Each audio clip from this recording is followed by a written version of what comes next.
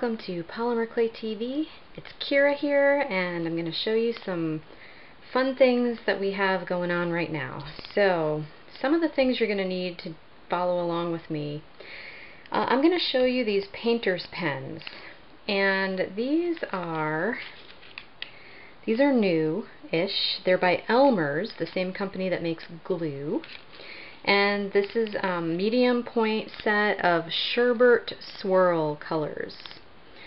So I'm going to use those because we got them and we haven't used them in a video yet, but they're really cool. You're also going to need some Primo accents and Sculpey 3 if you want to do the same color combination I'm going to do. This is Primo accents in, this color is glitter white. It's got glitter in it, sparkly a little bit. And this is Sculpey 3, and the color is Tranquility. And then I've got some plain old regular plaid chocolate bar paint and a brush. And announcing the newest part of our lineup over at polymerclaytv.com, which is Resin Pieces.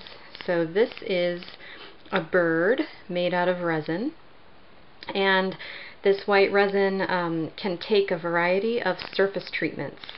So we have lots and lots to come, including other shapes and sizes. For example, there's a large bird with an area to put like a quote or a word.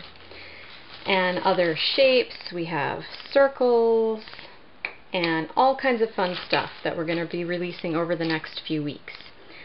So let me get started here and show you what I'm going to do with this. It's a really simple, fun project.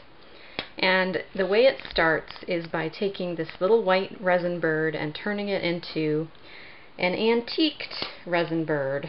And the way I did that is I painted the whole surface with the chocolate paint using just a regular paintbrush to get it all down in the cracks, and then I let it dry so that this piece would be sort of pre-antiqued.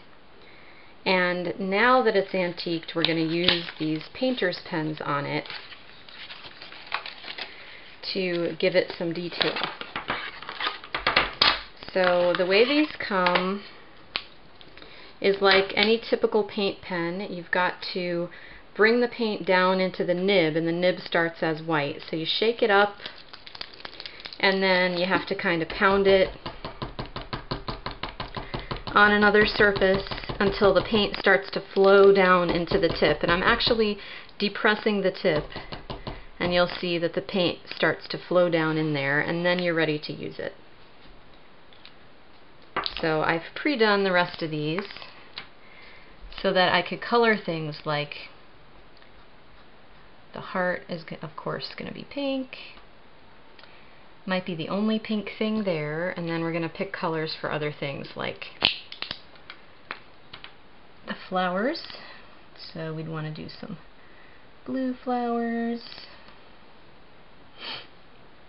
Maybe I'll do all the same size, like smallish flowers in that blue color. And see, if I just stick to painting the top surfaces, now I've got my piece sort of pre-antiqued, and I don't have to worry so much later on about coming back and antiquing it. So you get the point here. You're just going to go around and color those elements of the resin in whatever colors you want them to be. There are lots of leaves here, so I'm just going to go across the tops of the leaves and do them in green. Now the resin accepts all kinds of mixed media type supplies, so you don't have to just stick to your paint pens. You can certainly use chalk inks. I'm sure that they would be great. In fact, that was my first inclination, was to whip out my chalk inks, but like I said, I really wanted to show you how cool these paint pens are, and we just haven't gotten around to using them yet on a project, so I decided I would use them on here. So you can see these bigger leaves have a little more sort of texture carved into them, and the resin comes that way with all this texture.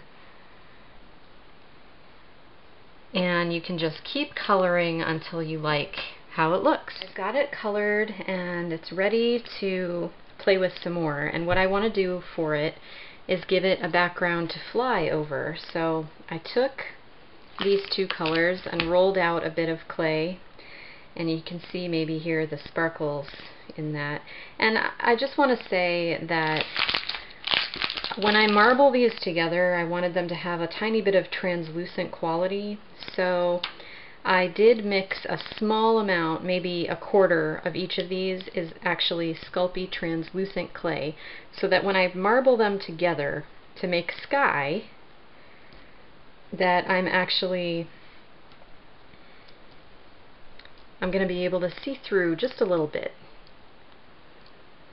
Okay, so I'm going to go ahead and randomly sort of stack and put these colors together.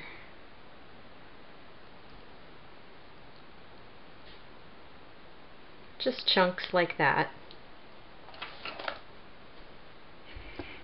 And then I'm going to come over to my pasta machine. You can see the mess behind there, but I just want to show you what I'm going to do here is just roll it through. On a number 1, which is my largest setting, I'm going to roll it through till it sticks together. Fold it in half. The fold is on the side. Roll it through again. Grab it. Keep moving this around, changing the direction. Restacking if I don't like how it's going. Take a look at both sides, because what I'm trying to get is something that approximates a cloudy sky. Ooh, look at that. And the next part of this is that I have this cookie cutter here, and it's the right size to go behind the bird. So what I'm trying to do is get a background that will be the right size to put the bird onto after I cut it out. So I'm going to stretch it a tiny bit because I really like what's happening right there. Just stretching it down to a number 3. And now I have enough room to cut this out. The next step is to go ahead and cut this to get all that nice pattern that I wanted. So just press your cookie cutter down and give it a little spin to release the outline. You can save this. You're going to use it later for something else. Always save your scraps. And then this piece is going to go into the oven, but let me just take a look here at where I want to place the bird. Probably kind of like this. So I'm going to go ahead and take my poker, because of course this will need to be hung in some way. You know what? I have an even better idea. I'm going to just glue the bird on here, and then I'm going to put magnets on the back, and I'm going to send this to Elisa for her mixed media magnet mania, because she has that ugly cabinet in her studio. It's metal and it needs to be covered with magnets. So I don't know if you saw that. It's in a previous episode of Polymer Clay TV. You can go check out what she's doing. And she's hoping to have her project published, so you could be published too. So this is going to be a magnet for her.